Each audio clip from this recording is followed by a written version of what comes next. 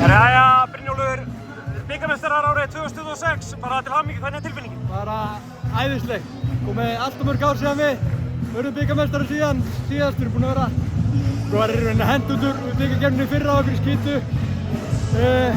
Við vorum bara staðráðnir í því í rauninni að þetta hefna verið það og vinna í ár. Þú varst hérna í hópnum þegar eru síðast bikarmeistarar að spila þó ekki.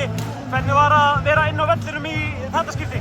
Bara æðislegt, ég var í mjög litlum umferð hérna 2014, þannig að já, þetta er bara frábært.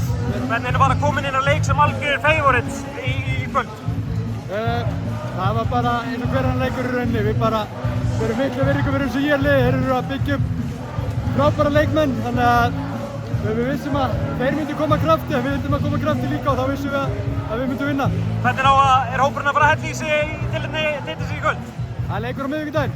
Það er bara fókus? Það er fókus, fullu fókus. Takk hérlega.